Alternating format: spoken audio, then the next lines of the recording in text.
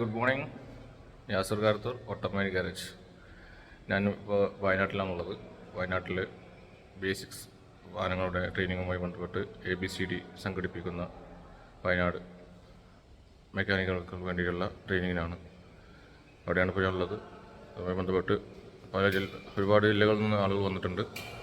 പ്രത്യേകിച്ച് വയനാട്ടിലുള്ള ഒരുപാട് മെക്കാനിക്കുകൾക്ക് ട്രെയിനിങ് കൊടുക്കുന്നതുമായി ബന്ധപ്പെട്ടിട്ടാണ് ഇത് ചെയ്യുന്നത്. ബാക്കി അതിൻ്റെ കാര്യങ്ങൾ മുന്നോട്ട് കാണിച്ചുകൊണ്ടിരിക്കും. ഓക്കെ.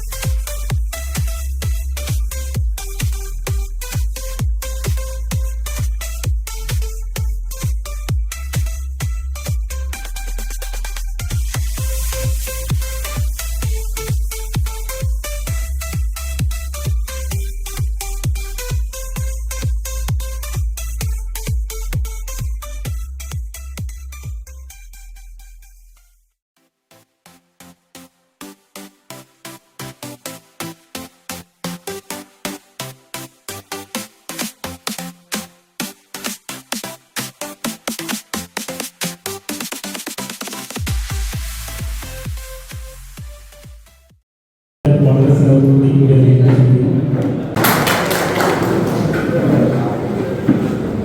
നമ്മുടെ സൊസൈറ്റിയുടെ പ്രസിഡന്റ് പ്രസിഡന്റ് എത്തിയിട്ടില്ല.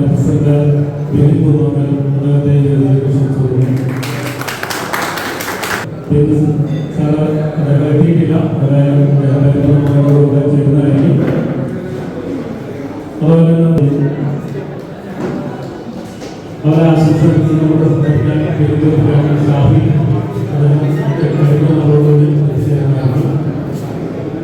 അവര് രാകേഷ് അദ്ദേഹത്തെ ക്ഷണിക്കുന്നു. അവരുടെ സമീപനാവ് കോട്ടയത്ത് കടന്നി അദ്ദേഹത്തെ ക്ഷണിക്കുന്നു. ഈ ക്ഷണിക്കുന്നു.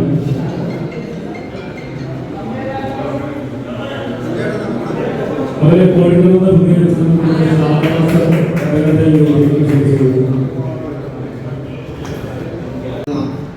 ഈ ട്രെയിനിങ് പ്രോഗ്രാം ഇന്ന് ഏറ്റവും അനുഗ്രഹിക്കപ്പെടണം. കടന്നു വന്നിരിക്കുന്ന ഓരോ വ്യക്തികളെയും അവരുടെ കുടുംബങ്ങളെയും ദൈവം അവർക്ക് നല്ല ഒരു ട്രെയിനിങ് ഇന്നലെ കാഴ്ചവെക്കുവാൻ തുടങ്ങണം. ഈശ്വരൻ അവരെ അനുഗ്രഹിക്കുകയും അവരുടെ നാവോടുകൂടി ഇരുന്ന് കടന്നു വന്നിരിക്കുന്ന ആൾക്കാർക്ക് മനസ്സിലാകത്തക്ക വിധത്തിൽ അത് ഉൾക്കൊള്ളുവാൻ തക്കവണ്ണം അവർ സംസാരമായ കർത്തവ്യം പ്രോഗ്രാമിന് സ്വാഗതം. ആദ്യമായി ഈ പരിപാടിയുടെ അധ്യക്ഷൻ അദ്ദേഹത്തെ ഈ പരിപാടിയിലേക്ക് ആദ്യമായി സ്വാഗതം ചെയ്യുന്നു. അതുപോലെ തന്നെ ഈ പരിപാടിയുടെ ഉദ്ഘാടനം Shrimati Sherifa teacher, area councillor മേഡത്തെ ഈ വേദിയിലേക്ക് ആദ്യമായി സ്വാഗതം ചെയ്യുന്നു. അതുപോലെ ഈ പരിപാടിയുടെ ട്രെയിനേഴ്സ് ഷിയാദ് പാലാരിവട്ടം, മാക്സിമ സർ എറണാകുളം, ഷാഫിക്ക ട്രിവാൻഡ്രം, അഗസ്റ്റിൻ ആലപ്പുഴ, അനീഷ് ട്രിവാൻഡ്രം, അജിത് മമ്പാട്, സരൂർ വൈറ്റില, യാസീർ കാരത്തൂർ, സിദ്ദീഖ് ചങ്ങനകുളം എല്ലാവരെയും ഈ വേദിയിലേക്ക് സ്വാഗതം ചെയ്യുന്നു. അതുകൂടി ഞാൻ ആശംസകൾ അറിയിക്കുന്നു. നമ്മുടെ ABC എന്ന ഈ കൂട്ടായ്മ ഏകദേശം 5 വർഷത്തോളമായി നമ്മുടെ വയനാട്ടിൽ എല്ലാവരും ഏറ്റുചെയ്തത് വയനാട്ടിൽ കേരളത്തിൽ മൊത്തം ഒരു ബുദ്ധിമുട്ട്. കാരണം എല്ലാവരും അവരവരുടെ പോക്കറ്റിൽ നിന്ന് എടുത്തു കൊടുക്കുന്ന ഒരു അവസ്ഥ ഉണ്ടായ സമയത്ത് നമ്മുടെ കമ്പനിക്കാരൻ നമ്മളോടെല്ലാം ചോദിച്ചു, നിങ്ങൾക്ക് വേണമെങ്കിൽ ഞങ്ങളെ കൂടി കൂട്ടി നിർത്തിയിട്ടുണ്ടെങ്കിൽ നിങ്ങൾക്ക് ട്രെയിനുകൾ നല്ലതുപോലെ കൊടുക്കാൻ കഴിയുമോ എന്നുള്ളൊരു ആശയം വന്നതോടുകൂടി നമ്മുടെ ABC എന്ന ഈ ഒരു കൂട്ടായ്മ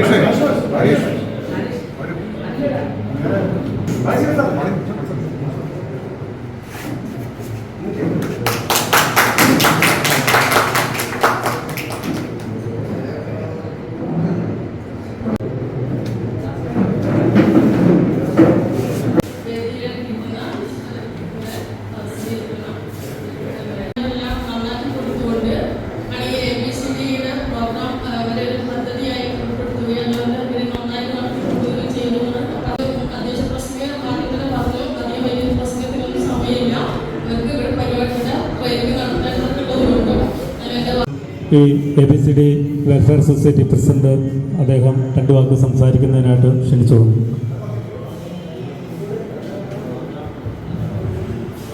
അധ്യക്ഷൻ, ഉദ്ഘാടനം ചെയ്യാനെത്തിയ നമ്മുടെ വാർഡ് കൗൺസിലർ, ടീച്ചർ, പ്രോഗ്രാമിൽ പങ്കെടുക്കാനെത്തിയ സുഹൃത്തുക്കളെ, നമ്മുടെ ഒരു കൂടുതൽ സംസാരത്തിനൊന്നും സമയമല്ല, നമുക്ക് നമ്മളെ അറിവുകൾ പകരണം. അതുകൊണ്ട്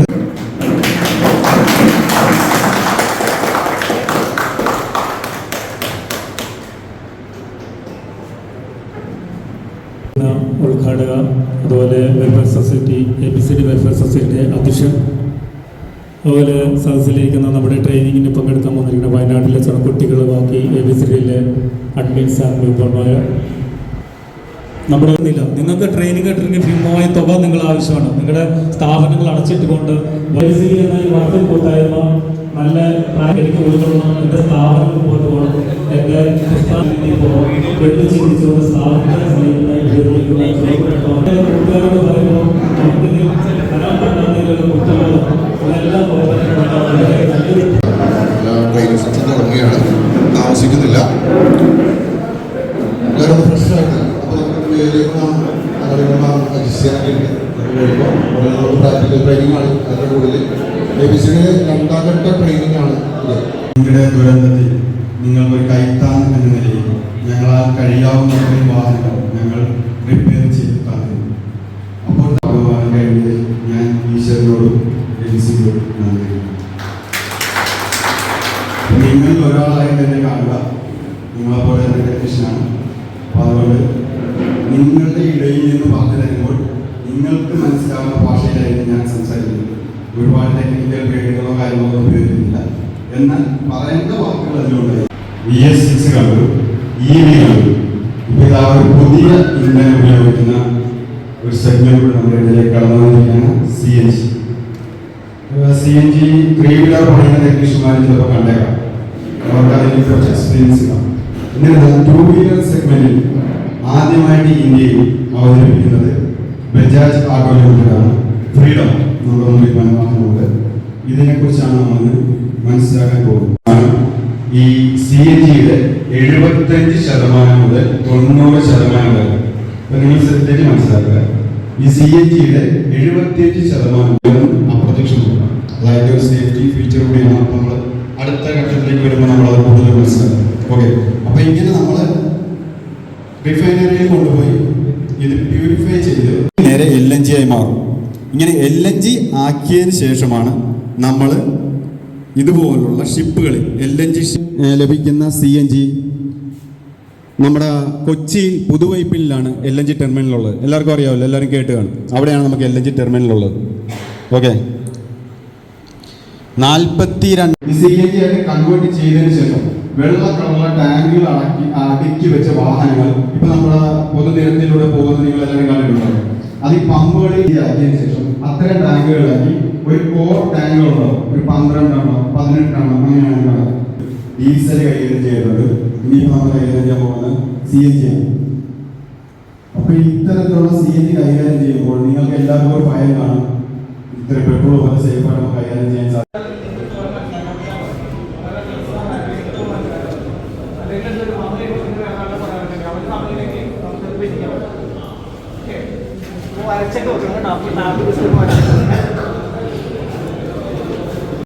ട്രാൻസ്പെറന്റ് വെഹിക്കിൾ അല്ലാത്തതുകൊണ്ട് നമുക്ക് അത് കാണാൻ സാധിക്കത്തില്ല. ട്രാൻസ്പെറന്റ് വെഹിക്കിളിന്റെ ഒരു വീഡിയോ ആണ്. നമ്മൾ എഴുതി പോയിട്ട് പിന്നെ അത് നേരെ പോകുന്നത് റൈറ്റ് സൈഡിലാണ്. വാഹനത്തിന്റെ ഇപ്പുറത്തെ സൈഡിൽ വരും. ഈ പറയുന്ന ബ്ലാക്ക് കളറിൽ ഇരിക്കുന്ന പൈപ്പ് തന്നെയാണ് ഈ കാണുന്ന പൈപ്പ്. കണ്ടോ, വാഹനത്തിന്റെ ലെഫ്റ്റ് സൈഡിൽ വന്നിരിക്കുകയാണ്. അതിലൊരു ഗ്യാസ് റെയിൽ എന്നൊരു സെൻസർ യൂണിറ്റ് ഉണ്ട്. ഈ സെൻസർ യൂണിറ്റ് എന്തിനാണ് ഘടിപ്പിച്ചിരിക്കുന്നതെന്ന് പറഞ്ഞാൽ ഇതിൽ നിറങ്ങുന്നത് 2.2 ബാർ പ്രഷർ തന്നെയാണോ എന്ന് നോക്കണം, ഉറപ്പുവരുത്തണം. 2.2 ബാർ ആണ്. അപ്പൊ ഈ ഗ്യാസ് റെയിൽ എന്ന് പറയുന്ന സെൻസർ 2 കാര്യങ്ങൾ പരിശോധിക്കുന്നുണ്ട്. ഓക്കെ, ഇതിന്റെ പേര് CNG ഇഞ്ചക്ടർ. ഓക്കെ, ഇഞ്ചക്ടറിൽ നിന്നും 2.2 ബാർ പ്രഷറിലാണ് നേരെ പോകുന്നത്. ഈ റെഡ് ഷെയ്ഡിൽ കൊടുത്തിരിക്കുന്നത് ഒരു കോപ്പർ ഫിറ്റിംഗ്സ് കൊടുത്തിരിക്കുന്നുണ്ട്. അവിടെയാണ് നമ്മുടെ റബ്ബർ ട്യൂബ് കൊണ്ട് കണക്ട് ചെയ്തിരിക്കുന്നത്. ഇപ്പൊ നമ്മൾ CNG ഫ്യൂസ് ക്യാരറാണ്. നമുക്ക് വണ്ടി വന്ന് നോക്കുമ്പോൾ നിങ്ങൾക്ക് കാണാം ഫ്യൂസ് ക്യാരറാണ്. ഓൺ സ്പീഡോമീറ്റർ ലൈറ്റിങ്ങൾ HT കോയിലിന്റെ അതുപോലുള്ള കാര്യങ്ങളെല്ലാം നമുക്ക് സാധാരണ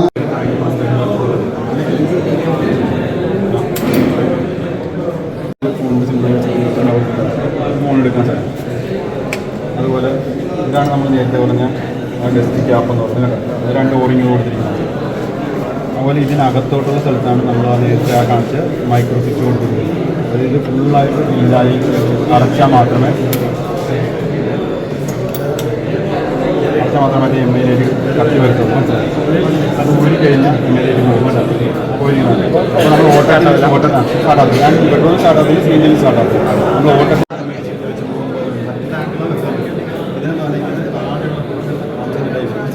അതുപോലെ ഇതിൻ്റെ ടാങ്ക് കാലിബ്രേഷൻ ചെയ്ത് ഡേറ്റ് ഇവിടെ ഇന്ത്യ പറഞ്ഞ 2024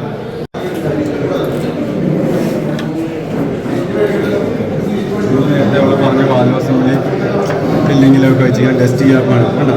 അത് 2 ഓറിങ്ങിൽ കൊടുത്തിരിക്കുന്നുണ്ട്. ഈ ഓറിങ്ങിലാണ് നമ്മൾ വണ്ടി സ്റ്റാർട്ട് വന്ന ഡാമേജ് ആണോ എന്തെങ്കിലും ആണോ നോക്കേണ്ടത്. അതുപോലെ ഇത് കൃത്യമായിട്ട് ഇതിനകത്ത് ഫുള്ള് സ്ലോട്ടിൽ ഇറങ്ങിയാൽ മാത്രമേ ഇവിടെ MIലേക്ക് കത്തത്തുള്ളൂ.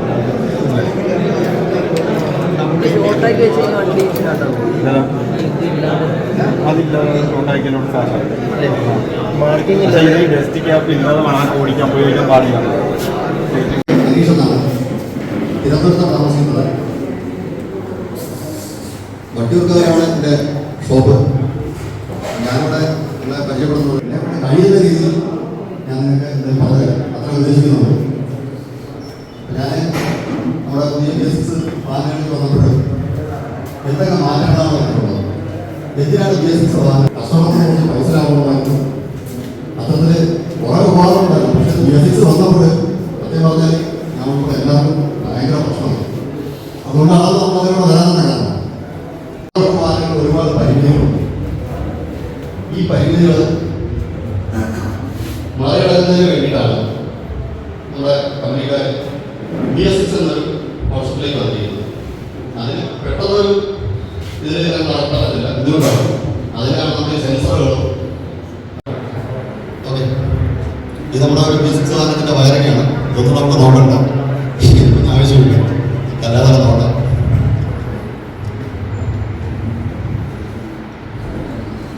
ഇത് നമ്മുടെ കംപ്ലൈൻറ്റ് ബോർഡിലൂടെ കണ്ടുപിടിക്കാൻ ഒരു വണ്ടി നമ്മുടെ ഷോപ്പിലേക്ക് വരുമ്പോൾ സ്റ്റാർട്ടാവുന്ന ഒരു കസ്റ്റമർ തള്ളിക്കൊണ്ട് വരികയാണ്. ഒരു ഓട്ടോ പിടിച്ച് കൊണ്ടുവരിക ചെയ്ത് കഴിഞ്ഞാൽ നമ്മൾ ഫസ്റ്റ് വണ്ടിയുടെ അടുത്ത് പോയിട്ട് കീ ഓൺ ചെയ്യാം.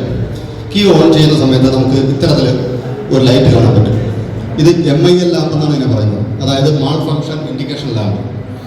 ഇത് കത്തിക്കഴിഞ്ഞാൽ നമുക്ക് മനസ്സിലാവും നമ്മുടെ ECM ആക്റ്റീവാണ്. Alternative current generator, alternative current generator ISC unit ഉണ്ട്. ഏകദേശം സെയിം പ്രിൻസിപ്പിളാണ് പറഞ്ഞത്.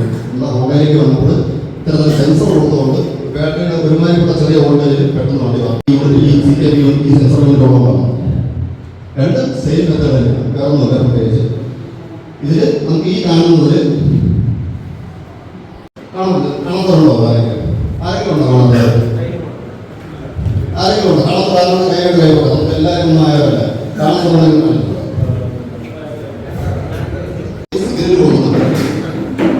എന്ന് പറയുന്നത് പുറത്തേക്കുന്നതാണ്. അത് ഇംഗ്ലീഷിൽ പോലും പറയുന്നത് ഇതൊരു സാധനം ഒരു പഴയ കാണാൻ കഴിയും. ടാങ്കിന്റെ അളവ് ഒരു ഹോളാണ്, ഈ ഹോൾ നോക്കാൻ നമ്മളെ നോക്കി കാണാൻ പറ്റും. ഇൻലെറ്റ് ട്രാൻസ്ഫോർമറിലേക്ക് ഒരു ട്യൂബ് കൊടുത്തിരിക്കുന്നതാണ്. അതിന് അടുക്കായിട്ട് ഒരു ചാർക്കോൾ കാനിസ്റ്റർ എന്നുള്ള സാധനം കാണാൻ സാധിക്കും. എല്ലാം കൂടെ മനസ്സിലാവുന്നുണ്ടോ? ഒന്നുമില്ല, മനസ്സിലാക്കിയ സ്റ്റാർട്ടിംഗ് ഒരു പരീക്ഷ നിയന്ത്രണത്തിന് വേണ്ടിയുള്ള സംഭവമാണ്. നമ്മൾ ഇതിലൊക്കെ കയറി ചിന്തിച്ച് സമയങ്ങളല്ല. എന്താ ഇലക്ട്രിക്കലാണ്. അപ്പോൾ അതിന് ഫ്യൂലായിട്ട് വരുന്നത് ബാറ്ററിയാണ്. അപ്പോൾ നിങ്ങൾക്ക് കാണാൻ പറ്റും ഇതിലിപ്പോൾ 3.7 വന്നേക്കണ ബാറ്ററി ഒരു 13 എണ്ണം ഉണ്ടാവും. ഇത് 3.7 × 13 എന്ന് പറയുമ്പോൾ ഏകദേശം 47 സംതിങ് വരും. ഈ 47 നമുക്ക് ഡയറക്റ്റ് ഫോണിൽ കൊടുക്കാൻ പറ്റും. ഒരു ഫോട്ടോയിൽ പോകും, ടിക്കറ്റ് കൊടുക്കാൻ പറ്റും. അത് പഠിച്ചു ഓപ്പൺ ചെയ്യണം, നമ്മൾ അതിന് ഡൗൺ ചെയ്യണം. ഈ പേര് വരുന്നുണ്ട്, ശ്രദ്ധിക്കാം. അതിന് ഡൗൺ ചെയ്യണം. അത് ഡൗൺ ചെയ്യാൻ വേണ്ടിയിട്ടാണ് DC കണ്ടിട്ട് നമ്മൾ വന്നേക്കണം 47 കട്ട് ചെയ്ത് ഓൺ ചെയ്യണം. ഇവിടെ പറഞ്ഞാൽ അതിനാണ് കൺട്രോളർ ഇരിക്കുന്നത്. അപ്പോൾ ഈ ബാറ്ററിയിൽ നിന്നുള്ള പവർ എടുത്ത് നേരിട്ട് മോട്ടറിലേക്ക് കൊടുത്ത് മോട്ടർ വർക്ക് ചെയ്യും. മോട്ടർ വർക്ക് ചെയ്യും, അത് നമുക്ക് വേണം. സ്റ്റാർട്ടാവുന്ന വരികയാണ് നോക്കാൻ അല്ലേ? നമ്മുടെ തൊട്ടുള്ള കാര്യമാണ് ഈ ഓൺ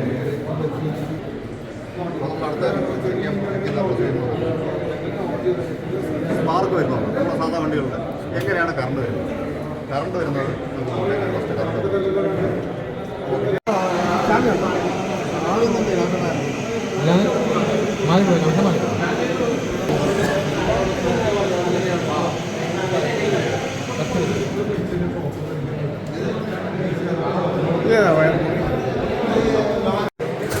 സെൻസർ അല്ലാതെ ട്യൂണറാണ്. സെൻസർ ഈ കസ്റ്റമറിൻ്റെ താല്പര്യം ഇതിന് ട്യൂണർ എന്ന് പറയുന്നത്. ഇതിന് ABSന്റെ ട്യൂണർ എന്ന് പറയും. ട്യൂണർ എന്ന് പറഞ്ഞാൽ ഇതിൽ ഓരോ ലൈനുകളും അതിന് ട്യൂൺ ചെയ്ത് വെച്ചേക്കണേ. ഇത് എത്ര സ്പീഡിൽ വർക്ക് ചെയ്യുന്നുണ്ട്. ഓക്കെ, ഈ ലൈൻ വരുന്ന കണ്ടോ? അങ്ങനെ ആര് വലിച്ച് ഇതിനെ വെളിയിൽ ഓടരുത്. ഇതിനകത്തേക്ക് പ്രസ് ചെയ്യുക. പ്രസ് ചെയ്ത് പതുക്കെ വരും. എല്ലാവർക്കും അറിയാമായിരിക്കും. എന്നിട്ട് നമ്മൾ ഇനി ചെയ്യാവുന്ന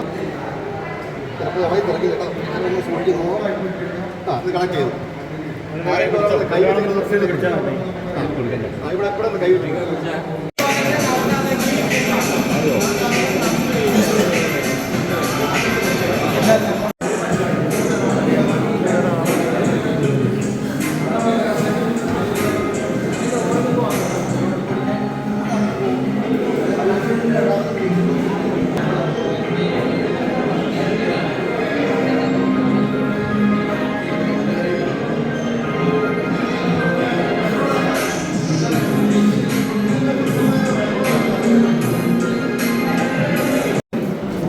എൻ്റെ പേര് ജിതിക പ്രേം. അറിയുമെന്നറിയില്ല എല്ലാവർക്കും. ഞാൻ മുണ്ടക്കൈക്കാരിയാണ്. ഞാൻ ഇവരെ പരിചയപ്പെടുന്നത് ശരിക്കും പറഞ്ഞാൽ നമ്മളെ മുണ്ടക്കൈ ദുരന്തം ഉണ്ടായതിനു ശേഷം നമ്മളെ കാക്കു എന്നെ വിളിച്ചിട്ട് പറഞ്ഞു, ഇങ്ങനെ ഞങ്ങളൊരു ടീം വരുന്നുണ്ട്, എന്താ മുണ്ടക്കൈക്കാരെ സഹായിക്കാൻ വേണ്ടി ഞങ്ങൾ ചുരൽമലയിൽ വരുന്നുണ്ട് എന്ന് പറഞ്ഞു. അവർ വന്നു 2 ദിവസം ഇവിടെ സ്പെൻഡ് ചെയ്യും. അവിടെയുള്ള ചുരൽമലുള്ള ഏകദേശം വണ്ടികളൊക്കെ അവർ നന്നാക്കി കൊടുക്കുകയും അതിനുള്ള സഹായങ്ങൾ എല്ലാവിടെയും അവിടെ എത്തുകയും ആ ദുരന്തം നടന്ന സ്ഥലത്ത് ഓരോ സ്ഥലത്ത് പോയി ഓരോ വണ്ടികൾ അവിടെ നിന്ന് എടുക്കുകയും അത് കൊണ്ടുവന്ന് നന്നാക്കാനും എല്ലാം അവർ ഭയങ്കര എഫേർട്ട് എടുത്തിട്ടുണ്ട്. അത് കഴിഞ്ഞിട്ട് പിന്നെ നമ്മുടെ മുണ്ടക്കൈ ചുരൽമല ദുരന്തത്തിൽപ്പെട്ട മകേഷേട്ടനും സജീറിനും ABC അതിനുശേഷം വീണ്ടും അവര് ഈ ഒരു ട്രെയിനിങ്ങുമായിട്ട് ഇവിടെ എത്തി എന്നെ വിളിച്ചിരുന്നു. അപ്പൊ ഞാൻ അങ്ങനെയാണ് ഇവിടെ എത്തിപ്പെടുന്നത്. എന്തായാലും ഈ ABCD എന്നുള്ളൊരു സംഘടന ഇനിയും ഉയരങ്ങളിൽ എത്തട്ടെ എന്നാണ് ഞാൻ ആഗ്രഹിക്കുന്നത്. ഇനിയും എല്ലാവർക്കും, ഞങ്ങൾക്ക് മാത്രമല്ല എല്ലാവർക്കും താങ്ങായും തണലായും എല്ലാ ഇടങ്ങളിലും എത്താൻ പറ്റട്ടെ. ഇതിലുള്ള എല്ലാവർക്കും നല്ലത് മാത്രം ആശംസിച്ചുകൊണ്ട് എന്റെ ഈ ചെറിയ വാക്കുകൾ ഇവിടെ നിർത്തുന്നു.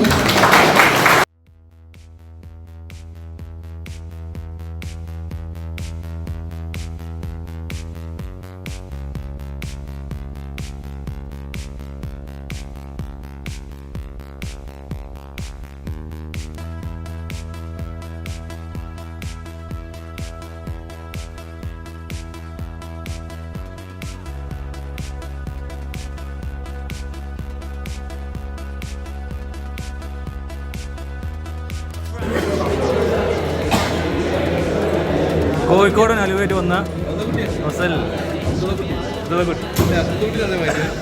ഇതാരാണ്?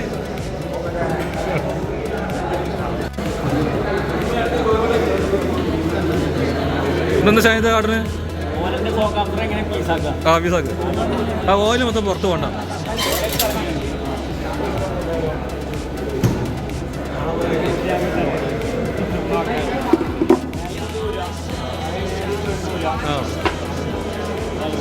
ഓല് പോവും. സിമ്പിൾ.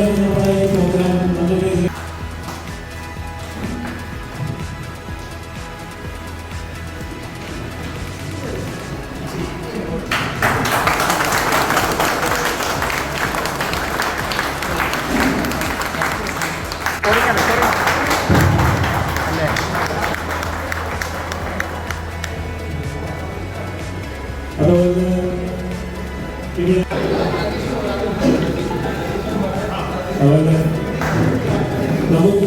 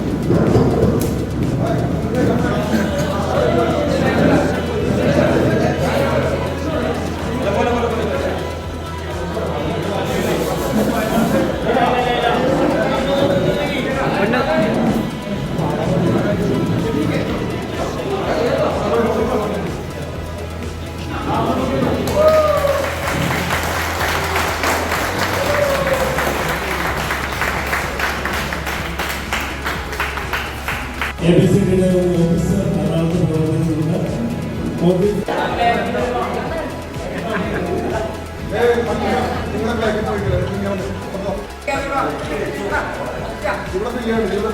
ഈ സൈഡില്ല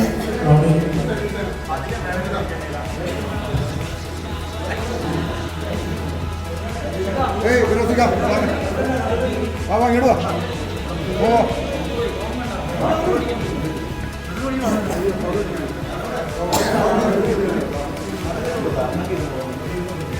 Thank you.